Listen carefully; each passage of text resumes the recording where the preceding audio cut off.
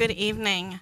I'd like to call the Tuesday, October 22nd, 2024 Housing and Redevelopment Authority meeting to order. The first item on the agenda is the approval of the agenda. Are there any additions or corrections to this evening's agenda? Hearing none, we'd be looking for a motion to approve this evening's agenda. Motion to approve. We have a motion by Commissioner Wooten. Second. And a second by Commissioner Carter to approve the Tuesday, October 22nd, 2024 meeting to order. I'm just going to give a little summary of how this evening is going to work. Once the Heights item is up for discussion, we will start with a presentation from staff, and then we will open it up for discussion, and there will be a 3-minute timer for you to come up and speak on that item.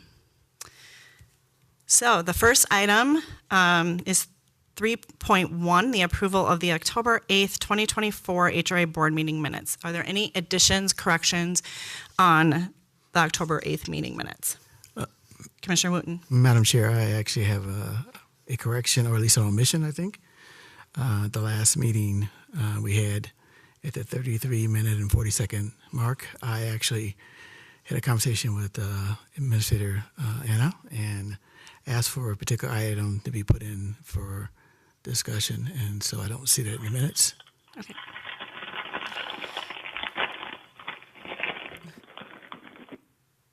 Okay. All right. Do I need to state what it is?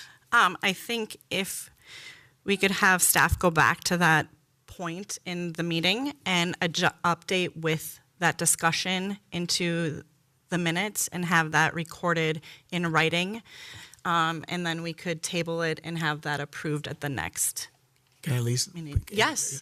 Sorry. So what you should be looking for is a discussion I had about the housing choice vouchers and reporting, and the fact that I wanted to make and ensure that in our reporting of the status that we actually have a tracking of what's going on with those families on a regular basis. So. Perfect. So we will look to table this, the October 8th, 2024 HRA Board meeting minutes for approval at the next HRA meeting. Moving on to new business, item 5.1, the Housing Improvement Areas application 8045 Xerxes Avenue South. May we have the staff report?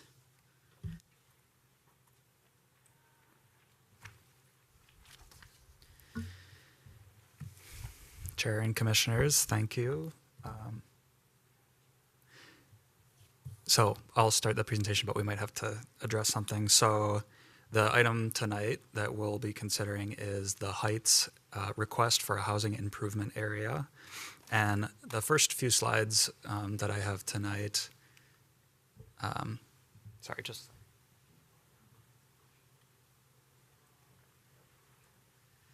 the first few slides tonight are basically we're setting a baseline. So in terms of the background and the context for this item coming before you tonight. So you can see we've got a call out for where the Heights is. The Heights is a condominium. It has a homeowners association. There's 30 units and about 27, there are 27 owners. And tonight, in terms of our content, we'll basically give you a baseline on what an HRA is. We'll go through background on the Heights request and the history of requests from the Heights for an HRA. We'll examine the financials of the current request, and then we'll go through next steps associated with this request. So what is a housing improvement area? The HIA is enabled under state statute, and they're intended to provide financing for housing associations, such as condominiums, to make improvements, and improvements that could not be made without an HIA. So the city of Bloomington has a local policy that we've set that creates requirements above and beyond what the state requires. One of those requirements is that 65% of units that are involved in an HA request have to submit a petition in support of that request. And so that is different than what the state requires, but that same state statute allows municipalities to set their own requirements within an HIA. So that's what we've done at the city. So in terms of context for this request that we'll be considering tonight, there are some important items to know.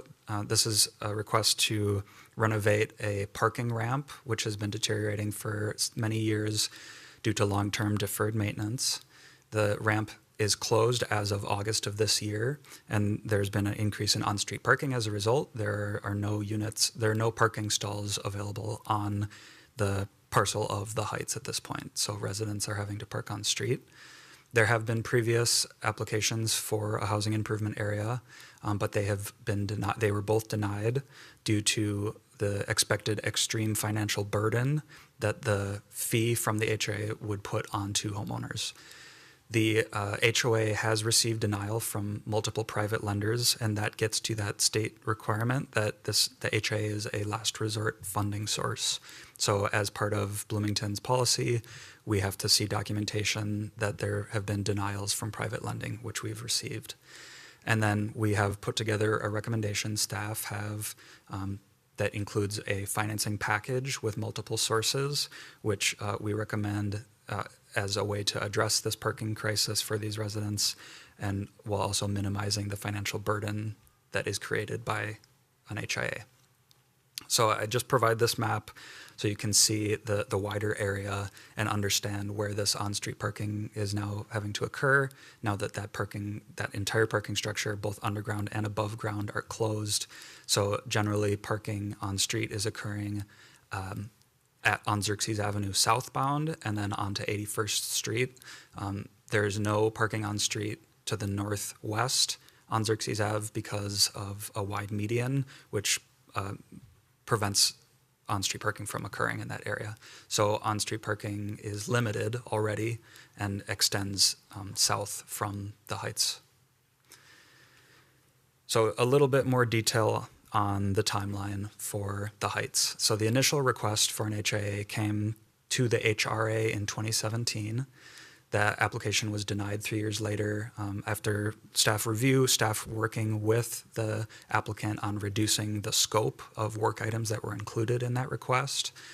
Despite those efforts, the financial burden resulting from the HIA was still seen as being too burdensome for residents, and so denial was recommended, and denial was approved by the HRA in 2020.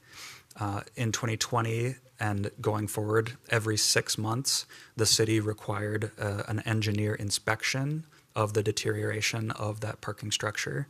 And so that's been ongoing up until present day. In 2022, the second HIA application was submitted and denied on the same grounds as the first.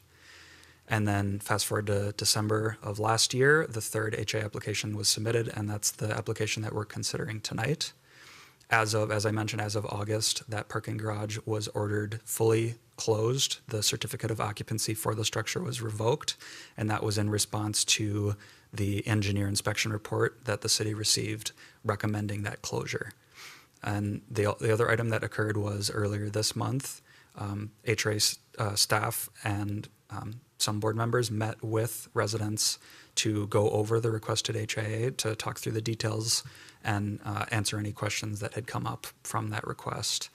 And since then, we've received petitions in support of the HIA request from 66% of the units.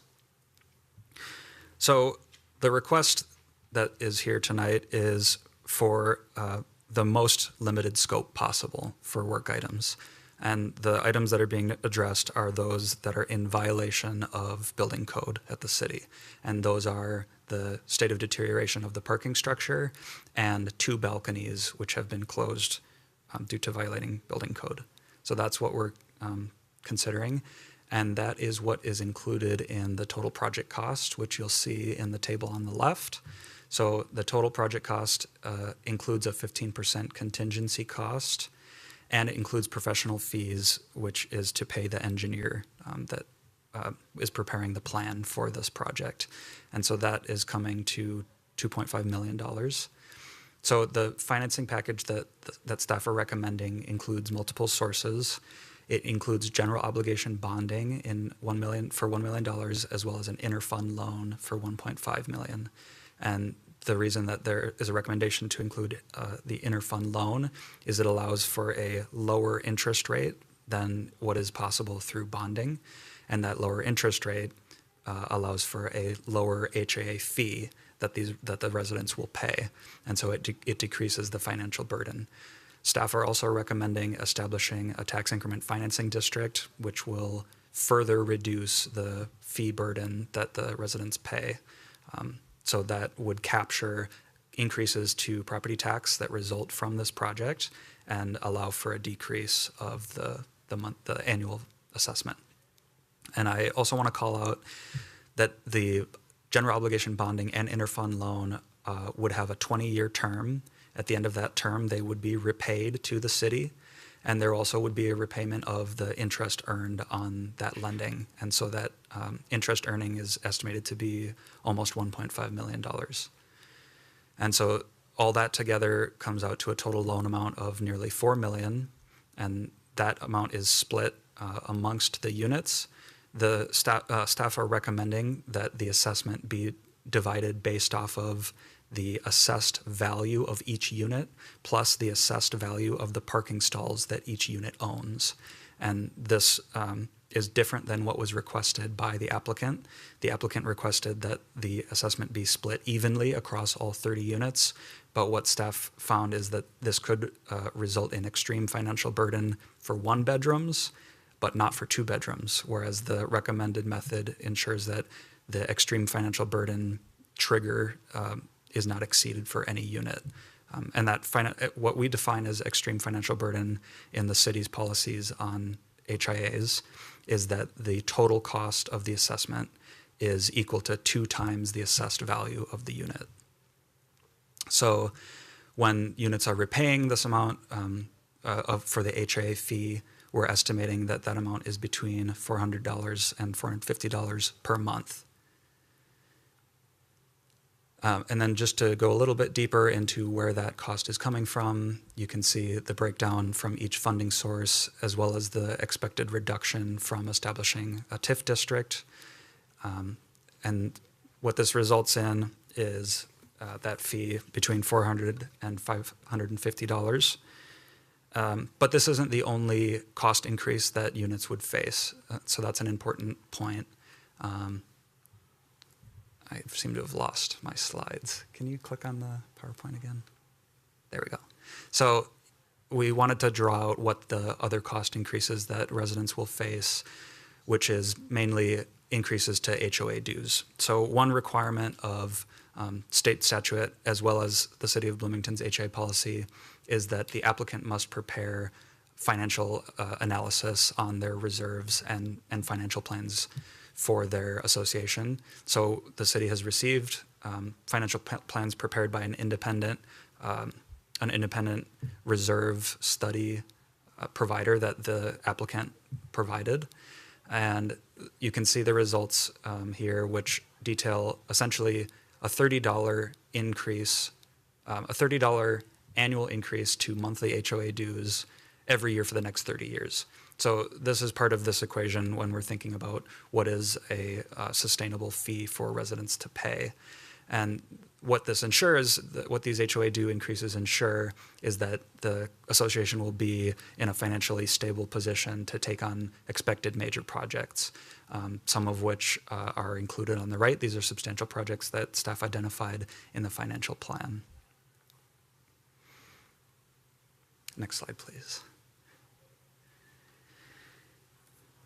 So staff did analysis on the affordability of what these costs will be and made some assumptions based off of mortgage payments and insurance payments from publicly available data and data provided from the applicant. And what we found was that on average, the total monthly cost of all housing costs, which includes mortgage payments, property tax, insurance costs, HOA dues, and this proposed HOA fee, that total amount would be between $1,300 and $1,660. That, for analysis, for comparison's sake, what is considered an affordable housing payment, which is a housing payment that's 30% of your income or less. So an affordable housing payment for a household earning 60% of the area median income is between for $1,400 for a one bed and almost $1,700 for a two bed. So using this framework of analysis, we found that the proposed HRA would result in an affordable housing cost for 80% of units. And then if you go down to the 50% AMI bracket, this proposed HA would result in an affordable housing cost for 23% of units. So for those units that are not able to make that housing cost, for units that have costs that are over 30% of their income, staff are recommending that we establish a proposed direct income-based assistance program.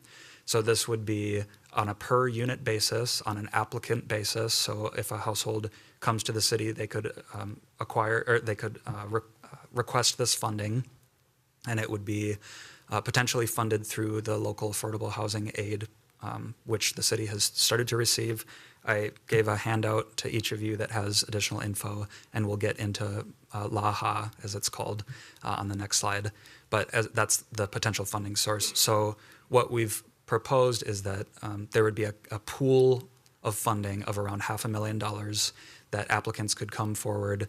They would have to demonstrate that the housing costs from the HRA are in excess of 30% of their annual income, and the program then could provide a gap financing to make those housing costs affordable. And there would be an income requirement. If the funding source is LAHA, there is an annual income requirement, and we'll get into that on the next slide here. So what is LAHA? This is the proposed funding source for that housing gap financing. This is a funding source that is provided from the metro area sales tax, which was passed in 2023. It's a 0.25% sales tax that's collected in the 7-county metro. And then each year, their disbursement from that revenue is sent to cities and municipalities. Bloomington is one of those cities that receives this funding.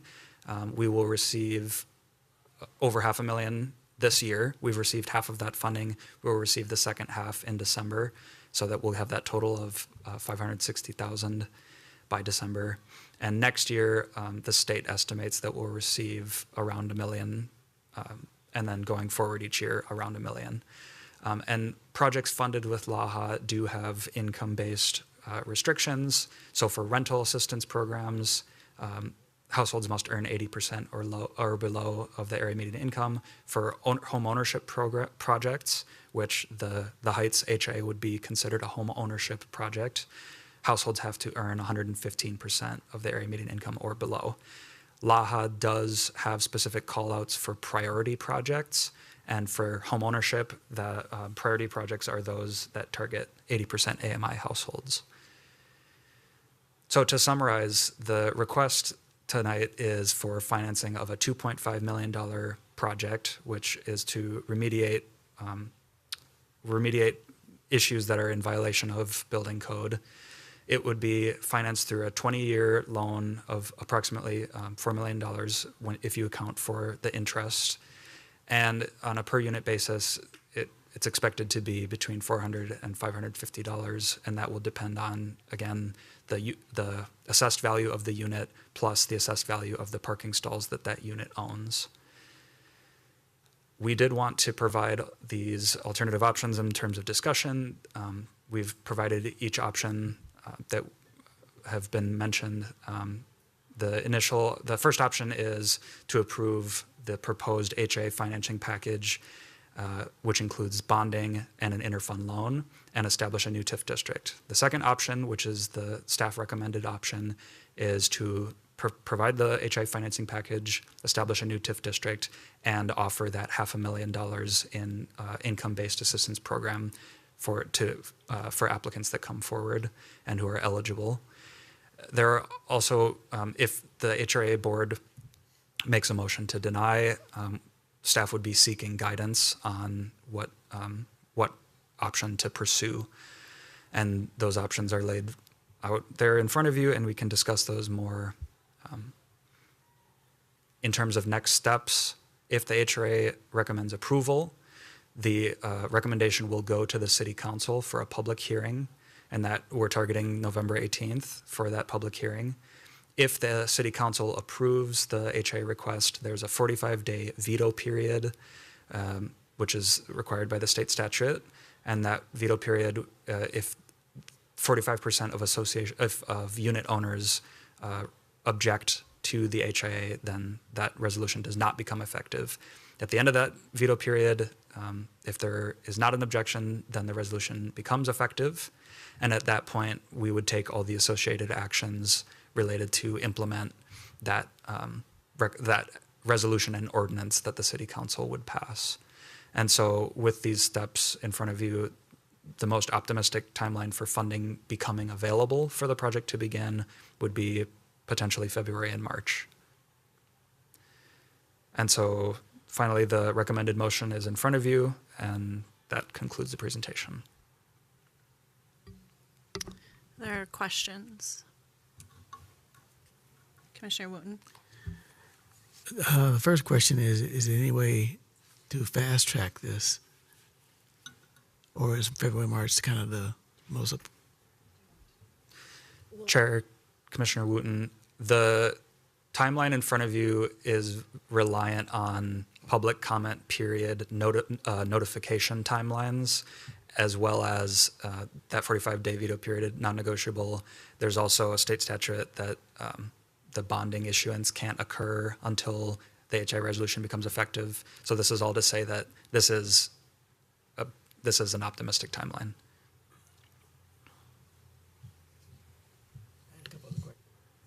Yeah, no, that's fine. I apologize. Normally we do questions first and then open it. That's how we've handled it in the HRA, but with the amount of people, we will table our questions for now and have those at the end after public comment, if that is. Do I need to make a motion to open the public? No. Okay. If there is anybody here wanting to speak on this item, I ask that you please come forward and sign your name or fill out your name on that sheet of paper, and note that you will have 3 minutes to speak.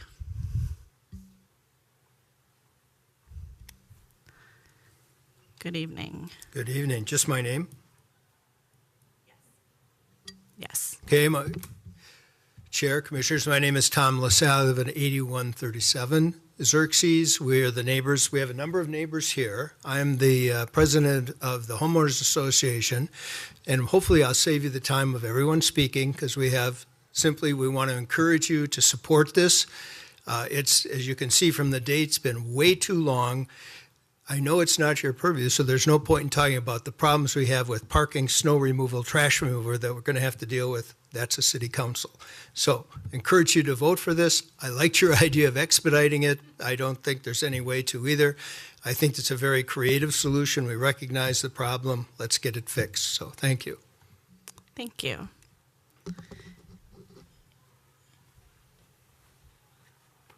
I'm Brad Jansen. I'm a owner at the Heights. I'm a non-resident owner. I don't live there. I lived there for 3 years. For 30 plus years, I've rented it out.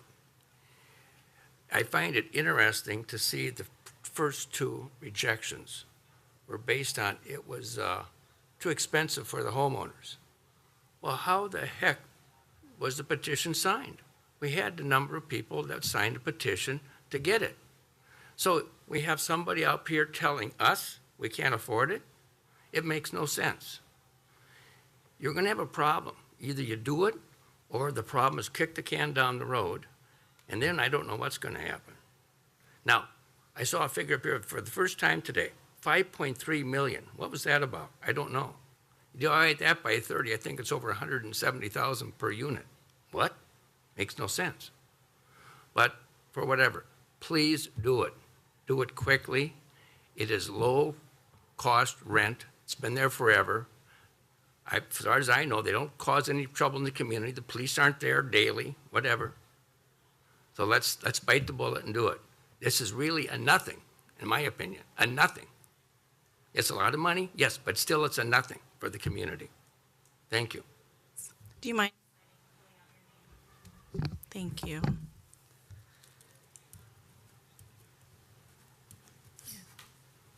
I'm in Unit G2. Thank you.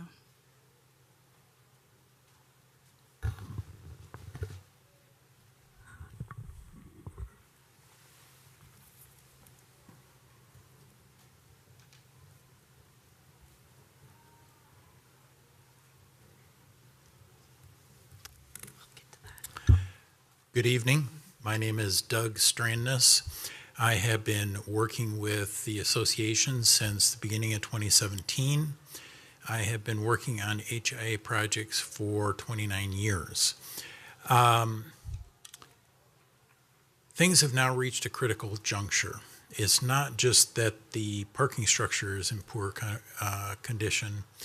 It's now reached a point where the very large steel I-beam that supports the west side of the building is now being compromised. It has started rusting and deteriorating. The parking in the parking garage goes halfway under the building. And so that I-beam is critical to holding up the west side of the building. That is my comment. Thank you. Thank you.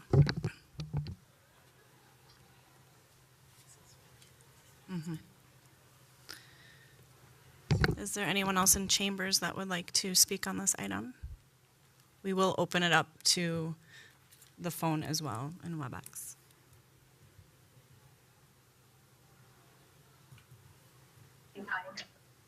Can you hear me? This is Mr. Amin. Hello? We will be doing online after the chambers tenant or visitors have spoken.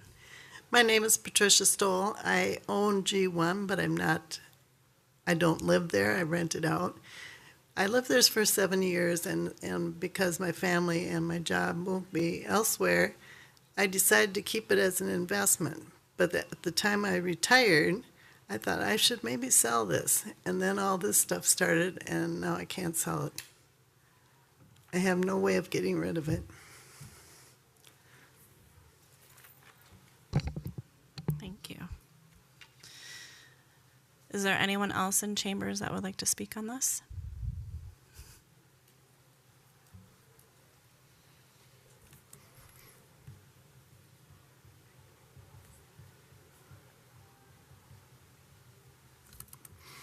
My brother-in-law, Dan, I'm Russ Nelson. My brother-in-law, Dan, lives in the Heights. He said he's been there 24 years. I invited him to come to give a firsthand account. He was on the porch of the Heights and said, I'm too nervous. I can't do that. But he is looking forward to this being done. So when he parks his car in a handicapped area and he struggles with his walker to get to the front door, he can actually do it, because now he's got to try to get up a couple of steps and then into the building. And I was with him at a doctor's appointment about 2 weeks ago. He could go about 15 feet and had to rest, 15 more feet and had to rest. So this can't come quickly enough for Dan. He just likes being there, likes the people there. So thank you for what you're doing, and we look forward to a positive outcome. Thank you. This is a final call in chambers if there's anyone who would like to speak on this item. Seeing no one come forward, we'll open it up to our WebEx. And if you could please write your name in the chat if you'd like to speak, or you can use the raise your hand button, but still please put your name in the chat so we know who we're speaking with.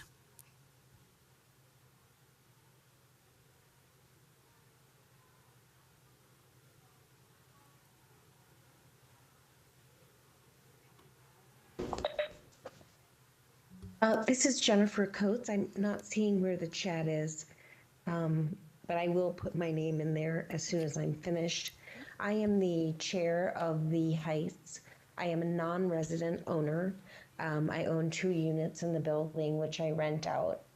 One of the things that I think is very special about the Heights is that it really does provide a community of affordable housing in Bloomington. I say that as a landlord because when I went to purchase the Heights, I was told the reason I was able to purchase for the price I was that people could not get loans from traditional sources because of the garage issues. And I feel compelled to say that it should be a place for affordable housing and that the garage needs to be rectified so that people are able to sell their units to people who can and will be positive neighbors and community members in Bloomington. I've come onto this just this year, and I'm very grateful for Kenny for moving this forward and the city of Bloomington. But we really desperately need approval so that we can move forward and put this building back to rights for the people that live there. Thank you.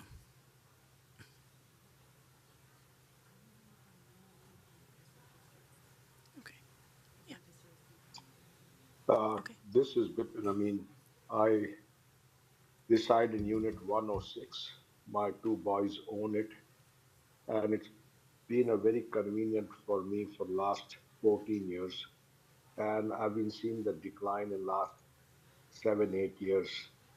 And I think so it's good for the community and good for the people staying there if this thing is fixed rather than be condemned. So that's all I have to say. Thank you.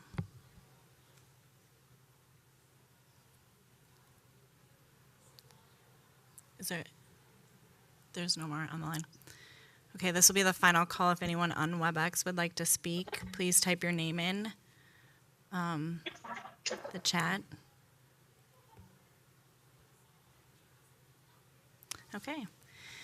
Seeing no one do that, we will now move on to our questions and discussion.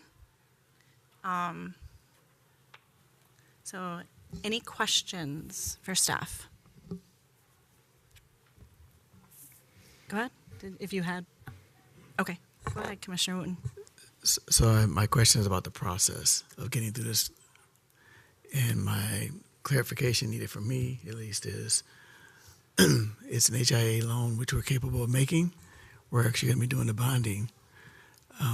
Why is the process going to the city council is what I'm asking. Thank you, Chair, Commissioners. My understanding is, well, the way that our policy is structured is that the HRA is the recommending body and the city council is the final approver for HIA requests. Similarly to how TIF, tax increment financing districts, function, in terms of bond issuance, my understanding is that's strictly a council approval again. So in terms of specific items that the HRA have with regards to the HRA is the opportunity to recommend, as well as the staff recommendation to use the interfund loan. That interfund loan is HRA funding. So that's part of that. It's not, the 1 million in bonding would be a city council approval. The 1.5 million in the interfund loan, which allows us to bring down that interest rate and that therefore the fee, that's a HRA fund specifically. So just from my own understanding, and I'm just needing to understand better, the reason why we're going to council is because we have a bond as a part of the process. Chair and Commissioners, the reason we're going to council is that our HIA policy mandates that the council is the final approver for an HIA. So if the HRA board chooses to approve, then that recommendation is brought to the city council. If the HRA board chooses to deny, or if it has a tied vote, then the applicant can appeal to the council for a final resolution. Part of the reason that the HRA must occur at the council level is that a ordinance has to be established within the city's code of ordinance to outline the geographic area of that HRA. So from that perspective, that's a city council. I had the same question, so thank you. And just the other item I didn't mention was the local affordable housing aid, the LAHA fund, is a city fund. So that, again, would be a recommendation from the HRA, would be the utilization of that fund. Commissioner Carter. Thank you, Chair. So I have several questions, and I haven't been involved in this issue over the years. I just joined the HRA at the beginning of this year, I think. And so I just have some questions. I do 100% empathize with the residents, and it is obvious that this parking structure needs to be fixed. And if we're the last resort, then I am supportive. I just have questions. And so I guess my first is I used to own a townhome, and we had an HOA, and we had to pay our dues every month. And the expectation was that money was set aside for current and future maintenance. And so I guess I'm just curious, like, how did it get to this point? Like, how did, going back to 2017, like, how did the HOA not set enough money aside to plan for these types of issues? Or was it that they did, and then but the costs were kind of insurmountable? I guess I'm just curious to know that history, because these are the types of questions, at least from the city council perspective, we will get these questions if people in the community are hearing about this. Like, they're going to ask us why this property and not another property. And so can you just provide a little bit of that background? Chair and Commissioners, what I can say is that this isn't an issue exclusive to the Heights, that it's something that is actually an issue identified at the state level, that management of HOA funds over long term and identifying these substantial projects is it's not always done in a responsible manner, and it results in situations like this. And it isn't necessarily any one organization's fault or any one entity's fault. One thing I wanted to mention was that the management company that was with the Heights on their initial request is different than the one that's in place now. And that could have also been the case historically, since the Heights has existed since the 1980s when it was initially built. So in terms of how we got to this point, I think it's a lot of things. And I think that in terms of avoiding those situations, that maybe is something that has to come at the state level. I don't know if we want to mention.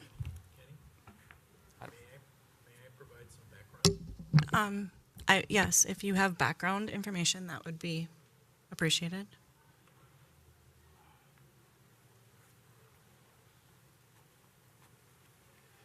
In 2010, the association special assessed the homeowners for almost $400,000 for major structural work on the parking structure. And they were assured at that time that that would put the parking structure in really good shape for at least 20, if not 25 or 30 years. Well, by 2016, it became apparent that that wasn't the case, and that the problems with the parking structure were much, much, much, much worse than had been thought. And the amount of money that at that point was needed to correct the problems was way more than they could special assess or borrow. So. Thank you. Sir, would you mind coming back and just stating your name for the record, just so that we know who? I apologize. Yes. Thank you. I'm Doug Strandness. Thank you, Doug. I appreciate that. That is super helpful, and I think kind of an important piece of the history too, from my perspective. And so then, as it relates, I can't, we have a lot of tools in the toolbox as it relates to housing, and so maybe housing improvement areas have come up before, and I'm just forgetting. But how common are these HIA requests? Because, like you just said, this isn't something that is solely an issue that the Heights is dealing with. We have a lot of other townhome associations in Bloomington, and so are these frequent requests we get? Like, how do we make these decisions in a fair way? Like, how many resources do we have? I guess I'm just kind of thinking a little bit bigger picture. Chair and Commissioners, so there's a couple questions there I want to address. In terms of the city's requests that we've received on HAAs, so our initial policy was put into place in 2014, and we've only established one HAA since then, which was Sutton Place 2 in 2017. We've received other requests, and I believe those were denied, or they weren't. The applicant didn't move them through the entire process. So we've established one HAA. What I understand from researching this is that other cities have more HAAs. It's more common in other cities to establish HAAs. Specifically, Minneapolis, it's fairly common, and that gets to that issue that you mentioned of this isn't a problem exclusive to the Heights.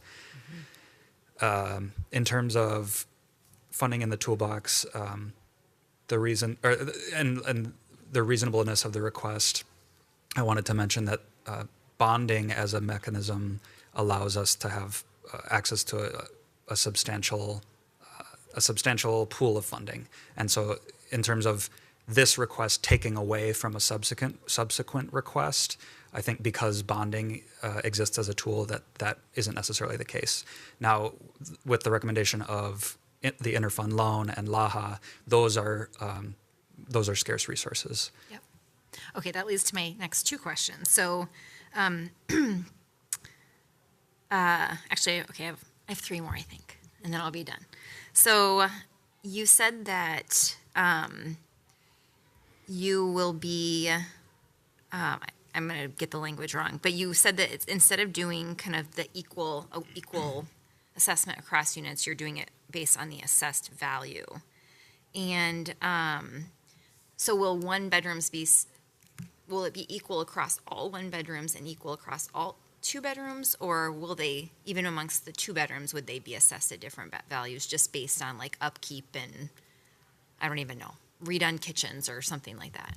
Chair and Commissioners, it does vary even amongst one beds and two beds. Some of the variance is due to units in the Heights actually own their parking stall, and some units own two stalls. Some own one, some own two. So that's one of the variance. The other variance would be changes in the assessed value. The city did work with the applicant to decrease their assessed tax values, so most of them are the same, but there are very, very slight deviations amongst the one beds and each other and the two beds and each other. Okay. But it's a very small change. Okay, Or a very as small long as variance. it's a small difference, I don't have as much concern with that then. Okay. Now, when I looked at that chart you provided, that table that showed the HOA fees increasing over the years, like by $30 or $35 a year, when you get 10 to 15 years out, and it's a pretty substantial fee. And I guess I'm just curious, what happens if people do sell their units, or they want to sell their units, but they just can't sell them at the they're still in a similar position where they can't sell because the HOA fees are too high, and people can't afford to live there. Chair and Commissioners, so the HOA do scheduled increases. That's another issue that I think isn't exclusive to the Heights. I think that would be something you could see in housing associations across the Twin Cities is in terms of having responsible financing, an increase year over year in perpetuity. Yeah. I myself live in a condo, and we've increased our dues year over year lately, and they just keep going up. And that's kind of my understanding of this part of the housing inventory is it's an expected cost. Okay. So they wouldn't, the Heights wouldn't be alone in having higher dues. Okay. But is there a risk that then they wouldn't be able to pay back the loan?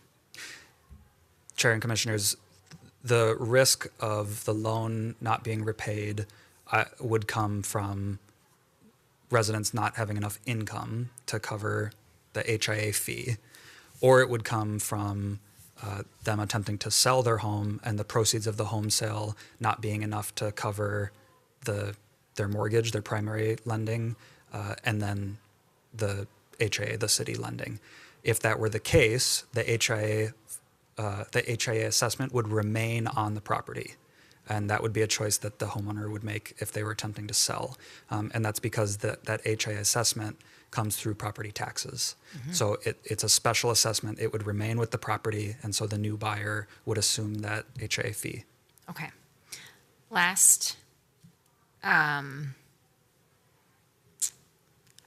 It's a comment, I guess. I have a little bit of concern about the use of LAHA, just because this is new funding coming into the city, and the HRA and the council has not had a strategic policy discussion about the use of those funds and how we want to use those funds over time. And so I'm not opposed to it. It would feel better to me before we would set up that kind of program to have some of those kind of more policy discussions around how we want to use those resources within the constraints that are already set in place. I mean, I think that there are probably a variety of ways that we could use them, and so just making sure that we are doing that analysis and making those decisions collectively. And so could this be approved without the LAHA piece, though? Like, we could just kind of delay that conversation until the ball kind of gets rolling. Chair and Commissioners, I was just wanting to jump in to talk about this, and I want to just acknowledge that the timing isn't exactly how we'd want it, because I think we'd all prefer the broader LAHA conversation first. I will say we have had a lot of staff change in the last 6 months related to folks that are be making recommendations with regard to LAHA for long term.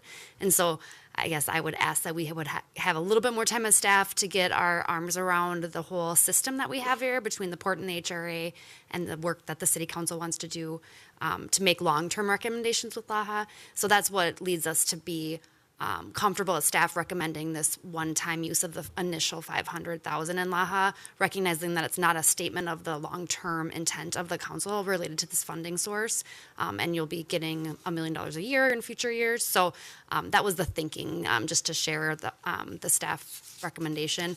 I will say one of the benefits of the city committing these initial dollars and using them early on in a project that is really in need of funding is the kind of statement back to the state about the need for these dollars. So that's another benefit.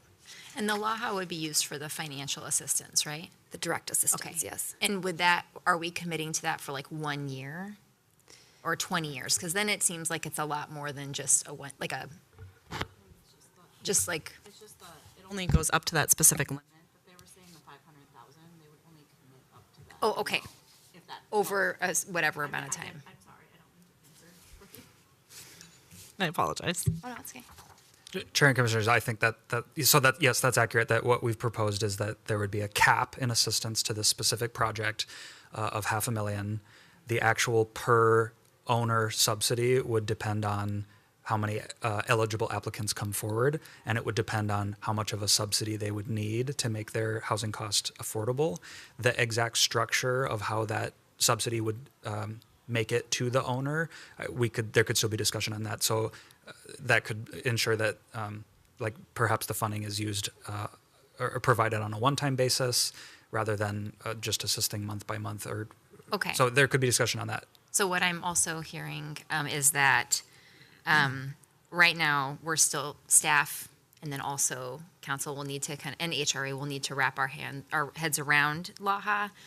So in the meantime, we have this $567,000 coming in, and this is a proposed use for it, while we also are preparing to have kind of those more strategic conversations. Okay, all right, thank you. I'm finally done. Thank you. Commissioner Mua. Thank you, Chair. Just to add to the LAHA conversation, do we have an estimated amount of possible residents who would be coming forward to seek LAHA assistance? Chair and Commissioners, we do not have that, but I would point to that affordability analysis, just showing if we assumed that households at the Heights were earning 60% of the area median income, which is a lower estimate, that around 20% of them would potentially need housing assistance. I would also mention that, as you've heard tonight, some of these units are being rented. Those would not be eligible for this. This would be financing offered to owner-occupied households with the goal of keeping those owners within their home to prevent displacement.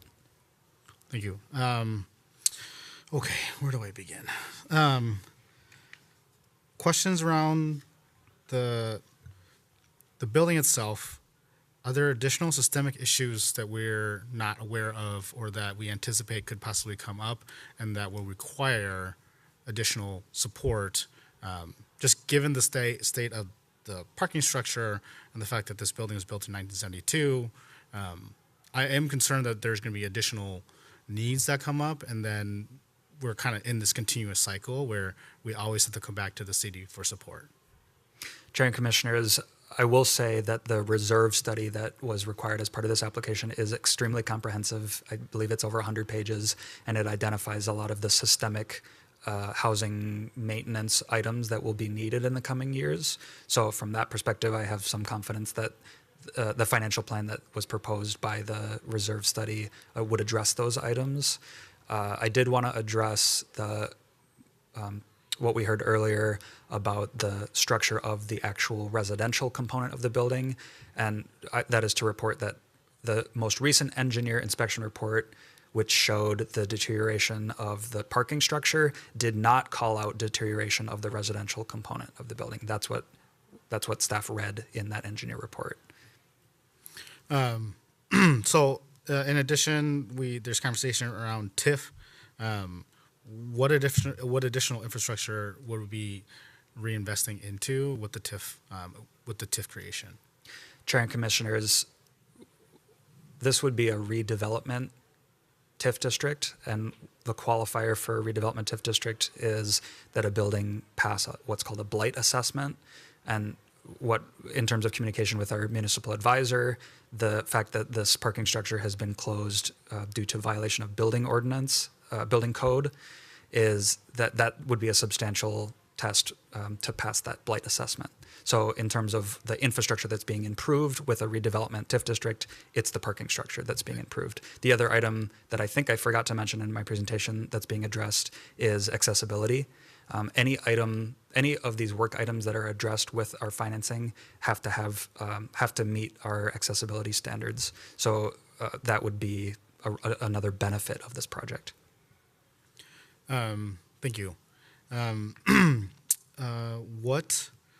What other contingencies or check-ins do we have in place with the HOA to ensure that we don't have continuing issues, given the amount of funding that is needed for this particular project, the fact that with bonding there is significant public funding that needs to go into this. I want to make sure the HOA is following through with the continued upkeep of the building. So do we have anything built into the language to ensure this? Chair and Commissioners, I'm paging through here to find in our HRA policy, if you go to page 20 of your packet and then look at point M, it identifies some terms that are that the association must be willing to enter into for a development agreement. And that would be the place where you could, where some of these terms could come in that would allow for staff to have oversight over this more long-term operation. So I would specifically call out analysis of annual financial statements and other reports. That's something that could be required in a development agreement.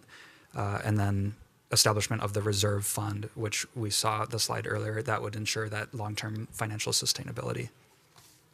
And then kind of to build on that, oh man, now I'm losing my train of thought. So I'll move on, it'll come back. There was one resident who specifically said they did not approve of this. Can you provide kind of more of the context and the background behind that? Chair and Commissioners, so city staff prepared in collaboration with the applicant the petition that the owners would sign.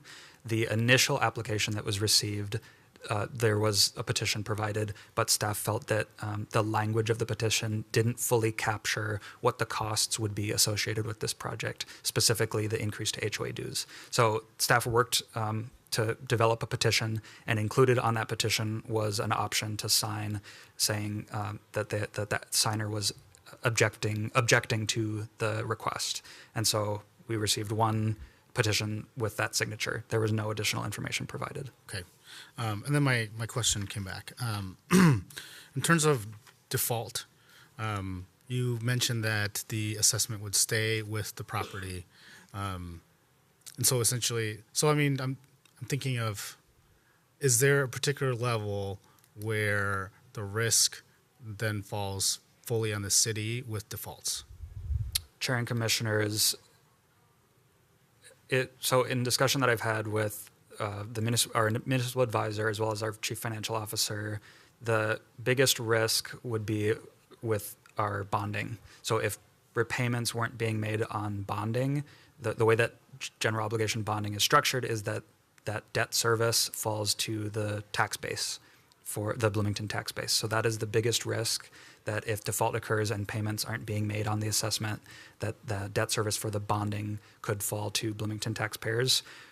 What I do want to call out is one of the potential benefits of the tax increment financing district is that we may be able to identify revenues from the TIF district for specific repayment of the GO bonds. And so that would add additional security that those GO bonds are being paid first, so that even if there were a unit that went through default, the increment collected from the other units would first go to GO bond repayment. Okay. Thank you. I think those are all the questions I have for now. I'll save my comments for later. Are there any other questions for staff? Commissioner Doblinger. So I have kind of two questions here. Was there a timeline to complete the parking structure after, if it were to be approved? Chair and Commissioners, what I've heard from the applicant is that the build itself would be around 6 months. Is that? Yep, I'm getting the thumbs up. So around 6 months. So as you saw, funding could potentially be available around February. But of course, work start would depend on whether, if they could actually begin the work. Okay, and also, during construction, would there be any danger to the occupants? It said it was under the building partially. Any danger to the occupants, and if so, where do they go in that time? Chair and Commissioners, I'll again look to the applicant, but from my review of the application, there was no need for relocation during the project. Yeah. Well. Yes, you may approach. Just a reminder, please state your name for the record again. Yes. Thank you. This is Doug Strainness. We are working with a very accomplished engineering firm, Encompass. They have been working with existing buildings and solving serious problems for well over 30 years. No, maybe longer than that. But they will make absolutely certain that there's no risk to the residents. Also regarding risk, with HRA financing, the genius is that the city gets paid back through the property tax system. And in Minnesota, property taxes get paid 99.99% of the time. I'm pretty sure that right now, everybody in the building is current on their property taxes. If you have a mortgage, for sure the property taxes are going to get paid. Even if you don't escrow, if you don't escrow, but you don't pay your taxes, your lender will be notified by the county within 10 days. They will then pay the taxes so that their lien is not compromised and come after you. So. Thank you. Commissioner Mua? I have one more question surrounding the TIF. Is the TIF redevelopment district timeline the same as the loan? Chair and Commissioners, in that timeline, we've bundled it with the bond issuance process, just acknowledging all of the mandated timelines that are associated with TIF. So it would occur after the resolution becomes effective. That would be the date that the actions associated with a TIF district could begin. Are there any other questions? With no other questions, we do have this motion in front of us. Could we, Chair and Commissioners, yes. I did want to make one point of clarification on the direct subsidy, the LAHA, which is that we are still exploring how that funding would function. And one consideration would be that it could go to subsidize rentals in the building, as we acknowledge there are rentals there, and so to avoid if there is the potential that those renters that are occupants of that building could be displaced. So that could be something that we would consider in this package. Thank you. Yes, Commissioner Carter. Thank you, Chair. Just a clarifying point too. I see in the motion, we're not necessarily approving LAHA usage. We're approving, we would be, if this passes, a proposed direct income-based assistance program, but not necessarily, it could be LAHA, but it could be some other, I think you listed that was a possibility, but maybe not necessarily for sure, right? Chair and Commissioners, the recommendation for our study purposes would be for usage of LAHA. That isn't to say that there aren't other funding sources within the city. Okay.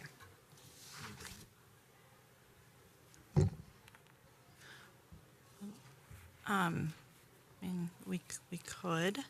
I guess the discussion to start off would be first, I think I would like to know if we want to keep the proposed direct income-based assistance program just with, do we want to keep the motion as it states? Let me start it that way. Yeah. The motion? The options.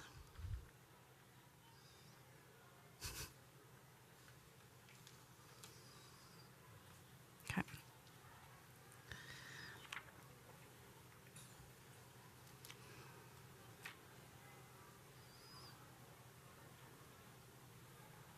And then I guess I would like clarification, maybe possibly from legal, if we could specify specific funding in the motion. I need just some guidance on that, since that has been brought up as well. Yeah, Chair and Commissioners, I think it would be helpful for the HRA to provide a recommendation to the council related to LAHA funds. That's just my take on the situation. The alternative sources of funding are few. We could look at pooled TIF or potentially CDBG, but you've already committed those dollars, so we'd be kind of, LAHA is definitely the most accessible source of money for this type of use. So that's why we're recommending it. And it is a new funding source. But I appreciate the concerns around like setting, because we haven't talked about that funding source, but that's what's available to you most easily if you want to provide this direct assistance. I will say, and you asked the question, we don't know that we'll use up 500,000 because it's all based on what the residents tell us about their financial situation, which we don't know right now. So it could be the case that we don't use all 500,000, but I wouldn't want to commit to that because we want to be able to provide the assistance that's needed. Right.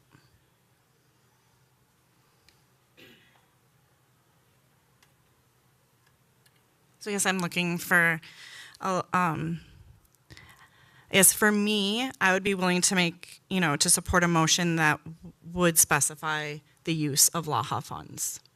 Well, we're not, just kind of a discussion. I just am opening that up for a discussion to get feedback on where people are sitting with that. What do you mean? Like, go ahead. Like instead of discussing a specific part, maybe we could just provide some kind of general commentary and then it might become obvious. Maybe in the recommendation? And somebody could make a motion. Yeah. Okay. I mean, yeah, okay. Okay. So it would just be more just leaving it as it is, not specifying any specific funding source is kind of what you're saying. Keeping it, yes. Thank you, Chair. I think, I think that's a component of the discussion, and so Right. Yeah. I guess, This is up for discussion. yeah. Because if we go back to those, maybe those options again, so we can take a look at that, because this is a discussion piece of the motion. And Administrator Abe, did you have something to say? Okay. So I guess in the discussion, yes, Commissioner Mula. So I'll kick off the discussion if you want. Perfect. Thank you. I think for me, Yeah. it's clear that there's a need. Mhm. This parking structure is literally falling apart. I mean, I'm Googling on Google Maps. I haven't driven by the building yet, and it everything just looks terrible. The biggest concern I have is really around the bonding and ensuring that the HOA continues to do their job. So if we can write that and ensure that this is going to happen and that the building itself is not going to continue to deteriorate and they have an active plan, that would make me significantly more comfortable. Knowing that we've had one other HIA since 2014. As staff stated, we know in the state and in Bloomington, we are going to continue to have a need. And this kind of starts setting the precedent of what's going to happen moving forward. And what I don't want to do is start having the city be looked at as a bank. And then we run into an issue where we can't fund anything. We can't do the other home development that we need to do in the city. And as far as it comes to the LAHA piece, I am very uncomfortable with it, given that we have not had any of those discussions. The city council has not set the direction. The HRA has not set direction on what we want to do with LAHA funding. My preference would be to use other funding to help with financial support, but when it comes to LAHA, I would like us to see something different, given that we have not had this discussion. Even though we know there's going to be funds coming in, we haven't set a purpose for it. And so this could be completely counter to what we really want to set for the direction of the city. Thank you. I guess for me with this discussion is I'm going to be very transparent in the fact that I was on the board when this came, like my first big item. I was very new and green to the board, and I remember, as one of the speakers stated, we were very concerned on the impact of the residents because there was no communication with the residents. We had no idea how this would impact. And as someone who sits on the HRA, the last thing I want is to get rid of affordable housing and to put people in a position where they cannot afford their home. And I personally feel that LAHA is when reading through it is this is the exact use for these funds. And I do, from someone who has nonprofit accounting experience, I'm going to put that hat on and say it does look good to the government when you have a need for it. And they're more likely to continue funding you or look at funding you in the future. Not saying that would happen, but I just know it does look good. And the last thing I want to do is put this burden on people and in our community, in our residents, in this position, and them lose their home because we don't have that gap coverage. Because ultimately, I don't feel, I'm very much, I'm going to say my compassion, and that drives me to, I want to protect them. That's where I feel. I don't want to see, when we look out and we look at residents, majority of these residents are grandparents. They're elderly. This is the community that we speak about regularly, and I hear the council speaking about regularly, that we want to protect. And so I do feel I would be willing to put and designate LAHA funds for this project myself. I feel that driven for the fact that this has drug out for this many years. These people need a resolution, and I don't want to find out down the road that someone lost their house because they couldn't afford the situation.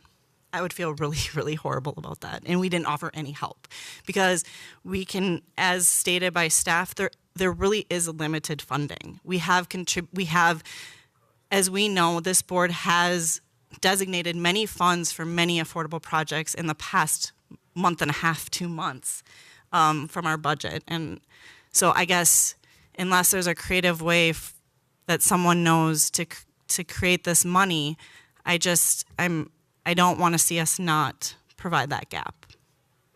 So that's my discussion on it.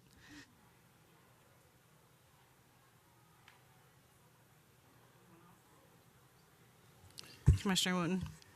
I would concur, given the nature of the business that I'm in, which is housing individuals who are homeless and in transition.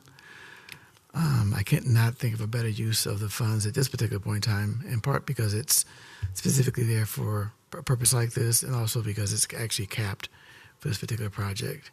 And it's the most timely available action asset that we can use.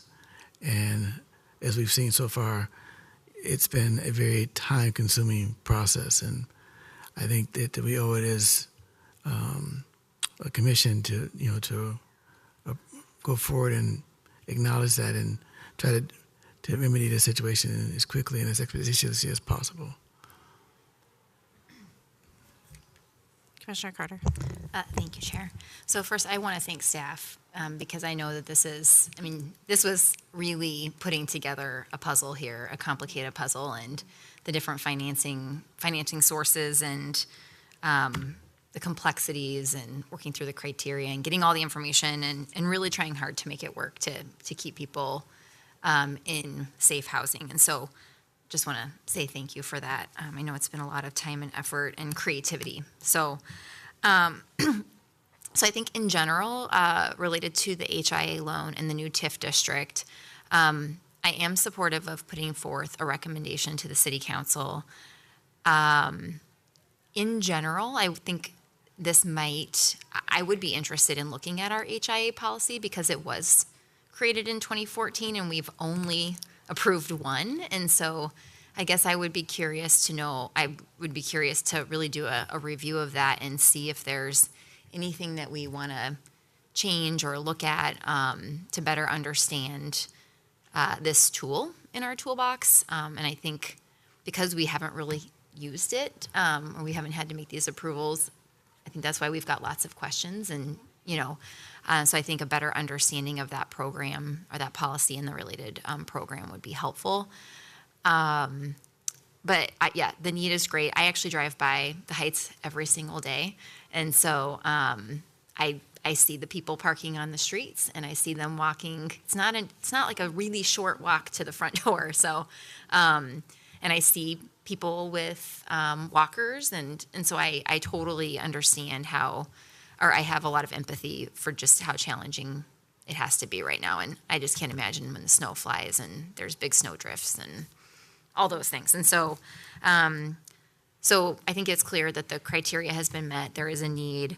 And I think the thing I probably am hung up on a little bit too is the proposed direct income-based assistance. And I'm comfortable exploring a part of the LAHA resources for this, but I think as one of the people who spoke tonight, it's like we don't know the financial state of people who are living in these units. And we don't know if there is up to $500,000 or even close to that need. And we do know that the need is great across the city of Bloomington.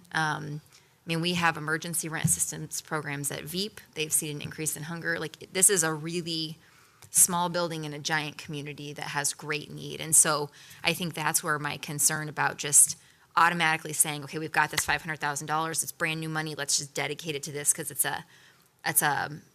something that it's like right in front of us when there might be other solutions where we can leverage these resources to maximize our impact. And so again, I'm not opposed to LAHA or a portion of the LAHA, but I would just like to better understand we need to have a bigger policy discussion around those funds. But again, it's a huge bucket of money when need is great. And without having any real knowledge or understanding of the financial state that people are in these, I just wouldn't want to commit those, like the whole 500,000, not knowing how much is actually going to be needed by the residents at the Heights and knowing that there's huge need across the community. So I would be fine saying proposed direct income-based assistance and having some more conversation around LAHA if that works. Yeah, Commissioner Moa. Thank you, Chair. And that's what I was kind of thinking too. And this question might be more for the HRA administrator. I guess when do we plan on having LAHA conversations? And does this expedite this? And if we kick this up to council with the conversation to have discussions around what strategic plans and priorities are for LAHA, does that help expedite that so that we can kind of start setting that expectation? Yeah, Chair and Commissioners, I think based on this conversation. I mean, I do think that's definitely a conversation that will be going forward to City Council, and this conversation does help expedite that. And I did want to mention also, in terms of the motion, you can make conditions in terms of how to use that financing, or whether or not you'd like to include the direct financial assistance as part of the motion. So you could choose to adjust the motion based on the discussions that you would like to have in the future around that conversation. So then, based on that, supporting the direct income-based assistance program doesn't necessarily mean we're identifying LAHA. We could direct that we want to explore all options for income-based assistance programs with LAHA as a potential, given the conversation with council. Yeah, Chair and Commissioners, I would say that there are a number of other strains and demands on the HRA budget, so we would need to be really thoughtful about that conversation and what it looks like, and other potential sources for this type of funding assistance. Yeah. Commissioner Wooten, and then So in looking at that, other options, what is the time frame on getting a decision made in an appropriate time so that it doesn't negatively impact the folks we're trying to actually not impact? Sorry, could you repeat the question? What would be the time frame? What would be the time frame so we don't negatively impact people? Regarding the discussion around LAHA funds? my understanding is LAHA is available now, and it's an appropriate use of the funds, as I understand it now. We may not even use the total amount, but it's available now to explore other funds. What is the time frame to explore those funds so it doesn't negatively impact residents, period? Can I take that question? I just wanted to suggest that you, as a body, can direct staff to move ahead with the actions related to the HIA loan and TIF district, and also kind of continue to explore the direct-based income-based assistance. We can do those. They don't have to be perfectly timed up. So I would suggest, if you want to make sure that the loan, all that work that has to happen related to the loan gets going, that we keep that moving, and that we can circle back and figure out a strategy for coming forward with a conversation around the direct income-based program that would be a parallel and maybe not timed at the same period. Yeah. If that's what you would prefer to do. Or you can just direct us to, move it all forward to the council. Commissioner Carter. Thank you, Chair. So I hear your frustrations, and my understanding though is, like, we wouldn't be able to get direct assistance out the door super fast. Like, I mean, this loan has to be set up. I mean, this is like a whole process and timeline, and we have time to make the decision about the income base. People aren't going to lose their house because we didn't make that decision tonight. Like, we have probably several months, right, to make the decision to then be able to provide any kind of, because I assume people won't start repaying on this until, I don't know what the date would be, but it takes a while to get the loans administered, right? Yeah, Chair and Commissioners, I would agree with that. I think the question you have as the HRA body is, do you want to make the recommendation to move ahead with that, or do you want to see the income-based loan program again and make a recommendation that's more specific about that program to the council? So that's kind of the question for the HRA board, whether you want to revisit that, or if you want to just direct us to move it ahead. Right. Commissioner Carter. Chair, so I would be willing to make a motion to recommend the approval to the City Council of the Heights Housing Improvement Area request and associated HIA financing and new increment financing district, and then ask staff to continue to explore direct income-based assistance programs. Okay. I would second that. Okay, so we have a motion and a second. Is there any discussion? Can I just ask some clarification? Just some clarification that by moving it the way we would, could staff get the HRA and City Council together to discuss the LAHA funding, sooner rather than later? Both, I think, personally, I feel both need to come together to have this discussion. So I guess that's my question before I go making any, as a Yeah, Chair and Commissioners, I can't commit to that, I don't think, but I can certainly suggest it as a strategy to the city manager. I think I said this earlier, but I just want to reiterate that staff currently isn't prepared to make a recommendation related to long-term LAHA funding. We certainly could have an initial conversation around the options and like get some initial input from council, but in terms of staff's preparation around making a recommendation for long-term use of that income stream, we're not going to be prepared in the short term to do that. Okay. Thank you. I appreciate that clarification. Yep. Commissioner Just one thing to add. I think with this motion, this would kick it up to council, and council would have that discussion to really kick off, right? To say, overall, this is kind of the direction we're going to start looking at, and that we would want to use as a base to start that long-term conversation of what's going to be. But then ultimately, council gets to have that discussion, and then kind of set where where LAHA is going to end up. Commissioner. Can I get clarification? So does LAHA funding come directly into the HRA? Yeah, Chair and council members, it is money that is given to the city directly. So I think discussions around how decisions are made regarding that pool of funds are still ongoing. All right. So, is there any other discussion? So to reiterate, the motion is to recommend approval to the City Council of the Heights Housing Improvement Area request and associated HIA financing, new tax increment financing district, and directing staff to research all other options for the direct income-based assistance program. With that motion, all those in favor, please signify by saying aye. Aye. Opposed? Motion passes 5-0. Yes, 5-0. Thank you. All right.